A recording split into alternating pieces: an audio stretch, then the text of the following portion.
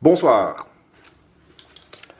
Nous sommes à l'an de grâce 1365, c'est la Saint-Nestor, bonne fête à tous les Nestors. Aujourd'hui, je vais vous parler d'un ouvrage qui est très peu lu dans nos régions depuis des siècles et des siècles. Il s'agit de l'ouvrage qui s'appelle Enquête d'Hérodote. Alors Hérodote, il est né en 480 avant Jésus-Christ, ça fait bien longtemps, ça fait quasi 2000 ans. Et il est né donc à Halicarnasse, sur les côtes de l'Asie mineure, dans une colonie grecque. Alors cette colonie grecque d'Asie mineure, elle est dominée par un tyran qui est lui-même un peu quelque part un vassal des Perses. Alors, dans cette ville, les gens vont se révolter contre le tyran et la famille d'Hérodote y compris. Et là-dedans, dans cette révolte, il va perdre son oncle, qui était sans doute un être cher pour lui, parce que c'était un grand poète qui était très connu, très renommé à l'époque. Et donc, on explique un petit peu la personnalité d'Hérodote aussi pour ça, parce qu'il a vécu la tyrannie et il était le neveu d'un homme lettré. Et donc, c'est quand même le premier à décrire dans l'histoire des systèmes politiques comme la tyrannie justement, mais la monarchie aussi, il va décrire la démocratie. Il est considéré dans l'Antiquité comme le père de l'histoire, et donc je vous propose d'écouter directement son introduction qui est assez éclairante sur l'ensemble de son œuvre.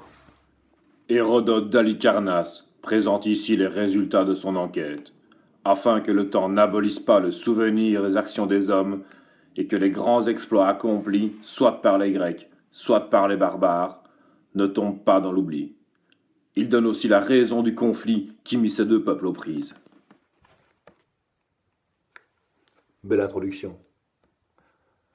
On va retirer trois choses de cette introduction. Premièrement, il écrit pour qu'on n'oublie pas l'histoire. Deuxièmement, il s'intéresse aux Grecs et aux barbares. Et donc ça me témoigne donc d'une certaine ouverture d'esprit. Il va au-delà des frontières de son peuple pour aller chercher l'histoire, interroger les gens, visiter les lieux. Troisièmement, il écrit pour comprendre les conflits et donc l'histoire pourra expliquer un certain présent, le sien en tout cas. On va maintenant écouter un passage de la fin du premier livre dans lequel il relate ce qu'il a vu à Babylone, dans la grande Assyrie de l'époque. La Syrie contient plusieurs grandes villes, mais Babylone est la plus célèbre et la plus forte.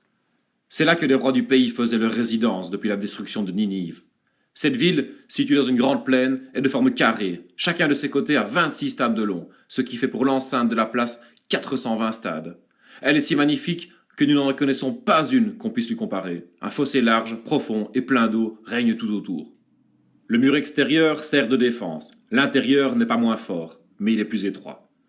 Le centre de chacun des deux quartiers de la ville est remarquable. L'un par le palais du roi, dont l'enceinte est grande et bien fortifiée, l'autre par le lieu consacré à Jupiter, dont les portes sont d'airain et qui subsiste encore actuellement. On voit au milieu une tour massive qui a un stade tant en longueur qu'en largeur. Sur cette tour s'en élève une autre, et sur cette seconde encore une autre, et ainsi de suite, de sorte que l'on en compte jusqu'à 8. On a construit en dehors des degrés qui vont en tournant, et par lesquels on monte à chaque tour. Au milieu de cet escalier, on trouve une loge et des sièges où se reposent ceux qui montent. Dans la dernière tour est une grande chapelle. Dans cette chapelle, un grand lit bien garni, et près de ce lit, une table d'or. On n'y voit point de statue. Personne n'y passe la nuit, à moins que ce ne soit une femme du pays, dont le Dieu a fait choix, comme le disent les Chaldéens, qui sont les prêtres de ce lieu. On se demande bien ce que les prêtres chaldéens faisaient avec ces femmes qui étaient choisies par le Dieu. Enfin, ces affaires peu chastes ne nous regardent pas. Dans cet extrait, on a quand même bien perçu la méthode d'Hérodote. Il voyage, il circule, il interroge visiblement. Alors il est très précis dans ses descriptions. On a vu qu'il mesure le tour de la ville, il va compter les étages, il va nommer les fleuves, nommer les villes, nommer les peuples. Et donc c'est bien là toute l'œuvre d'Hérodote qui est très importante, parce qu'il va consigner beaucoup de choses qui ont été parfois oubliées, parfois pas visitées d'autres. Il est souvent le seul à témoigner de nombreux événements, de nombreux lieux.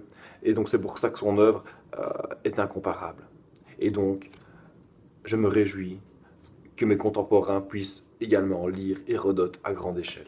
Voilà, merci, c'est tout pour aujourd'hui. On se retrouve demain pour un nouvel auteur oublié durant le temps présent.